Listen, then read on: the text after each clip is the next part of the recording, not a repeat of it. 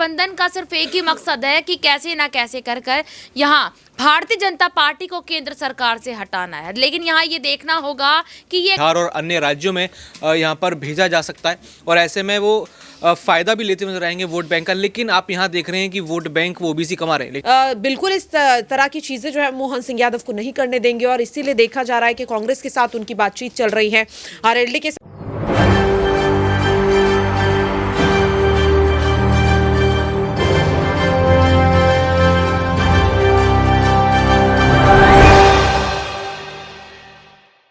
नमस्कार, ESPN 9 news आप देख रहे हैं। आपके साथ मैं हूं अक्षय अग्रवाल। स्वागत है आप सभी का हमारी इस खास पेशकश में 2024 का चौकीदार कौन। 2024 के लोकसभा चुनावों की उल्टी गिनती जारी है और उस उल्टी गिनती में तमाम राजनीतिक दल या कहें कि बीजेपी और खास तौर पर इंडिया अलायंस के मुख्य जो विपक्षी दल हैं वो अपनी तैयारियों में जुट गए हैं। इस बीच यहां पर देश के राज्य यानी कि बिहार, जिसे यहां पर यादव लैंड भी कहा जाता है, उसमें मध्य प्रदेश के नए मुख्यमंत्री गुरुवार 18 जनवरी को पहुंचे और वहां उन्होंने मौजूदा सरकार पर जमकर हमला भी बोला। ऐसे में माना जा रहा है कि अब जब मोहन यादव ने बिहार का अपना पहला दौरा कर लिया है तो इसके बाद उनका अगला कदम उत्तर प्रदेश की ओर हो सकता है। और उत्तर प्रदेश को लेकर कहा जाता है कि यूपी का हाथी जिस ओर करवट ले ले, केंद्र की सत्ता उस ओर ही झुक जाती है। बता दें कि देश की 543 लोकसभा सीटों में से जिस तरह से उत्तर प्रदेश में 80 लोकसभा सीटें आती है, इस लिहाज से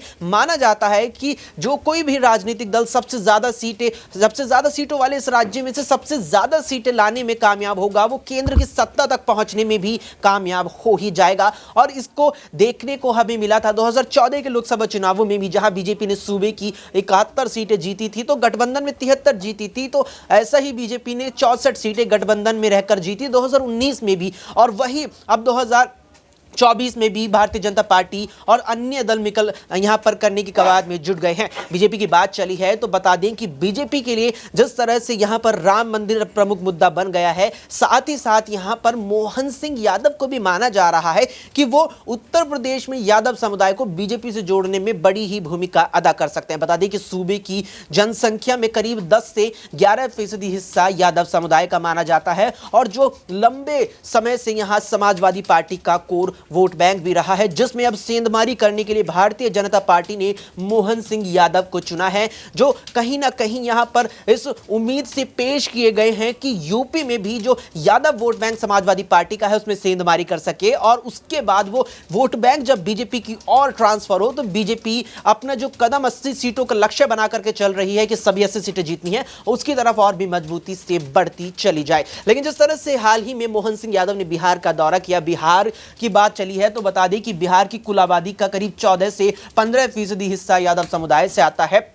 और जिस तरीके से यहाँ इतनी बड़ी आबादी के केवल यादव समुदाय की बिहार में है, ऐसे में मोहन यादव ने लालू प्रसाद यादव और नीतीश कुमार पर भी जम करके हमला बोला था और उसके बाद अब अगला कदम उनका माना जा रहा है कि वो उत्तर प्रदेश में रख सकते हैं। ऐसे में उनके अगले कदम और बीजेपी की 24 की तैयारी और उत्तर प्रदेश में क्या कुछ इस समय सियासी उठक पटक चल रहा है, उसको लेकर के कई सवाल उठ रहे हैं और इन्हीं कई सवालों के जवाब न्यूज रूम में मौजूद अपने तमाम साथियों से लेंगे। सबसे पहले दौलत से जानेंगे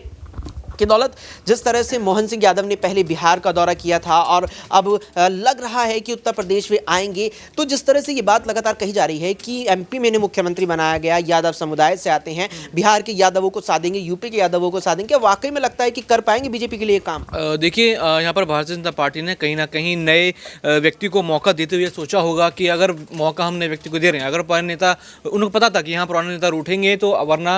तो ऐसा नहीं लिया जाता, या कहीं ना कहीं जो है अपना फ़ायदा देखते हुए ही भारतीय जनता पार्टी ने ये फैसला लिया कि एक ओबीसी मुख्यमंत्री बनेगा तो मैसेज आएगा, फिर उनको बाकी राज्यों में एक तरीके से प्रचार के लिए भेजा जाएगा। उत्तर प्रदेश, बिहार और अन्य राज्यों में यहाँ पर भेजा जा सकता है और ऐसे में वो फ़ायदा भी लेते नजर आएंगे वोट बैंक का। लेकिन आप यहाँ देख रहे हैं कि वोट बैंक वो ओबीसी कमा रहे हैं। लेकिन एक तरफ से जो शिवराज सिंह का पुराना मामला भरा है ओबीसी आरक्षण को लेकर, जो उन्होंने यहाँ पर एक बयान दिया था, तो दोनों तरफ से पार्टी घिर रही है। एक तरफ से तो आप ओबीसी वर्ग को मना रहे हैं, उनके लोगों को यहाँ पर सीएम बना रहे हैं, लेकिन दूसरी तरफ आप देख रहे हैं कि आपके पुराने ही नेता ऐसे बयान कस रहे हैं, तो कहीं ना कहीं पार्टी इसमें फंसती हुई नजर आएगी। वाकई में यहाँ पर पार्टी भी फंसती नजर आ सकती है, क्योंकि जिस तरह से बयानों का जिक्र है नेताओं के द्वारा, जब चुनावी माहौल में बेबुनियाद बयान दिए जाते हैं, वो कहीं ना कहीं पार्टी के लिए भी सवालिया निशान खड़े कर देता है, पार्टी को खुद पर या उन नेताओं पर चिंतन मंथन करने पर कहीं ना कहीं मजबूर कर देता है। लेकिन यहाँ पर बात उत्तर प्रदेश की चली है तो नेहा से भी जानेंगे कि नेहा, जिस तरह से उत्तर प्रदेश की 80 लोकसभा सीटों पर बारीकी से नज़र है और उसी उत्तर प्रदेश में कांग्रेस ने कहीं ना कहीं इंडिया गठबंधन को जरिया बनाया है कि उसके जरिए वो उत्तर प्रदेश की जो सियासत है उसमें मजबूती से वापसी कर सके। क्या लगता है कांग्रेस वापसी कर पाएगी इंडिया गठबंधन से? देखिए, यहाँ पर अगर मैं बात करूँ इंडिया गठबंधन की, तो यहाँ पर देखा जा रहा है कि इंडिया गठबंधन में उत्तर प्रदेश से जितनी भी पार्टियां हैं वो जितना ज़्यादा इंडिया गठबंधन में शामिल होंगे, इंडिया गठबंधन उतना ही ज़्यादा यहाँ मजबूत होगा। आपने बात करी यहाँ कांग्रेस की, तो बता दें आपको कि यहाँ बार बार ये देखा जा रहा है कि कांग्रेस, उत्तर प्रदेश के जो कांग्रेस अध्यक्ष है वो यहाँ पर ये मांग करते नजर आए थे कि मायावती को उस गठबंधन से जुड़ जाना चाहिए। यहाँ पर रही बात, देखिए उत्तर प्रदेश सबसे ज़्यादा विधानसभा सीटों वाला राज्य है, 403 विधानसभा सीट है वहां पर, और उत्तर प्रदेश की पार्टियां जितनी ज्यादा इस गठबंधन से जुड़ेंगी, कहीं ना कहीं अब इस गठबंधन का सिर्फ एक ही मकसद है कि कैसे ना कैसे कर यहाँ भारतीय जनता पार्टी को केंद्र सरकार से हटाना है। लेकिन यहाँ ये देखना होगा कि ये गठबंधन कितना ज्यादा कामयाब होता है भारतीय जनता पार्टी को लोकसभा चुनाव में हराने के लिए। वाकई में भारतीय जनता पार्टी को यहाँ पर कड़ी चुनौती देने के लिए इंडिया गठबंधन कितना यहाँ पर मजबूत है और कितना कामयाबी बटोरता नजर आता है, ये देखना भी दिलचस्प भी रहने वाला है। साथ ही साथ यहाँ पर तैयारियों पर भी निर्भर करता है इंडिया गठबंधन की कैसी है। लेकिन बीजेपी की बात चली है, मोहन यादव की बात चली है, जो उत्तर प्रदेश में खासतौर पर अखिलेश यादव की सपा के यादव वोट बैंक में सेंधमारी करने के लिए बीजेपी के द्वारा उतारे गए हैं। ऐसे में प्रज्ञा से जानेंगे कि प्रज्ञा, जिस तरह से मोहन यादव नया चेहरा एकदम से रहा है राजनीति में, बिहार का दौरा कर चुके हैं, उत्तर प्रदेश की संभावना जताई जा रही है, अगर उत्तर प्रदेश आते हैं क्या वाकई में वे बीजेपी के लिए यहाँ सपा के यादव वोट बैंक में सेंधमारी कर सकते हैं? देखिए, अगर बात करें जिस तरीके से उत्तर प्रदेश में, तो मुझे नहीं लगता कि ऐसा कुछ मोहन सिंह यादव कर पाएंगे, क्योंकि मोहन सिंह यादव लगभग उन्हें 1 महीना हो चुका है मुख्यमंत्री बने, लेकिन अपने प्रदेश में वो किस तरीके से जिम्मेदारियों को निभा रहे हैं ये आप भी अक्सर देख रहे हैं। और अगर बात करें सपा की, तो अखिलेश यादव बिल्कुल इस तरह की चीज़ें जो है मोहन सिंह यादव को नहीं करने देंगे, और इसीलिए देखा जा रहा है कि कांग्रेस के साथ उनकी बातचीत चल रही है, आरएलडी के साथ गठबंधन कर चुके हैं और मायावती को भी यहाँ लगातार मनाने की कोशिश कर रहे हैं। तो इसलिए यहां पर अखिलेश यादव ये पूरी तरह से कोशिश कर चुके हैं कि अपनी सीटों पर किसी को भी हावी ना पड़ने दे। कार्यकर्ताओं के साथ लगातार बातचीत की जा रही है। उनकी पत्नी डिंपल यादव यहां पर जमीनी स्तर पर वोट बैंक को मजबूत करने की कोशिश कर रहे हैं। तो मुझे लगता है कि मोहन सिंह यादव चाहे कितनी भी कोशिश कर रहे हैं, लेकिन सपा के वोट बैंक में वो किसी भी तरह से सेंधमारी नहीं कर पाएंगे। वे सेंधमारी नहीं कर पाएंगे। आपने जिक्र किया रालोद के साथ गठबंधन का 7 सीटों पर सहमति बन गई है और 7 सीट में मुरादाबाद भी सीट आती है, मुरादाबाद से आप भी आती है। क्या लगता है कि अखिलेश यादव ने जिस तरह से यहाँ पर एक समझौते के तहत कहीं ना कहीं एक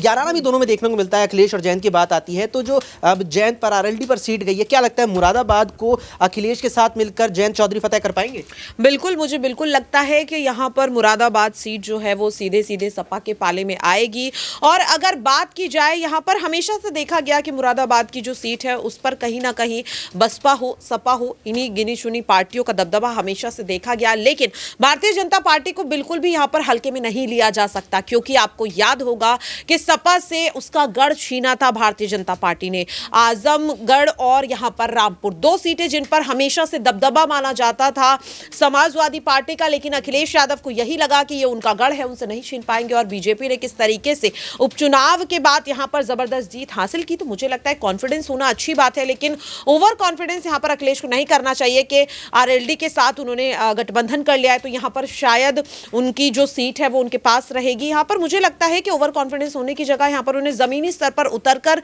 और जयंत चौधरी जैसे आपने उनकी दोस्ती का जिक्र भी यहाँ पर किया, तो कहीं ना कहीं मजबूत करने की जरूरत है गठबंधन को भी, और कहीं ना कहीं यहाँ पर प्रत्याशियों को भी काफी सोच समझकर इस सीट पर उतारने की जरूरत है, क्योंकि बीजेपी को कम बिल्कुल नहीं आंका जा सकता। बिल्कुल, यहाँ पर बीजेपी को कम नहीं आंका जा सकता। और जिस तरह से बात यहाँ पर मोहन यादव से इतर हटकर आई है कि उत्तर प्रदेश की 80 सीटों में से 7 सीटों पर अखिलेश यादव और जयंत जयंत चौधरी के बीच सहमति बन चुकी है और उस 7 सीटों में मुरादाबाद सीट भी आती है, जिस पर हमारी सहयोगी प्रज्ञा का साफ तौर पर कहना था कि कहीं ना कहीं मुरादाबाद सीट पर लंबे वक्त से बसपा और सपा की मजबूती रही है, लेकिन पिछले कुछ समय में जिस तरह से बसपा सूबे की राजनीति से पीछे हटकी है, वो कमजोरी देखने को मिली है। ऐसे में सपा उभर करके आ सकती है, जहां पर उसे जयंत चौधरी के आरएलडी का साथ जरूर मिला है, लेकिन बीजेपी को हल्के में नहीं लिया जा सकता। जिक्र किया यहां पर हमारी सहयोगी ने रामपुर और आजमगढ़ सीट का भी कि वो एक वक्त में गढ़ हुआ करती थी समाजवादी पार्टी का, और उसी गढ़ को, उसी अभेद किला जिसे माना जाता था सपा के लिए, उस अभेद किले को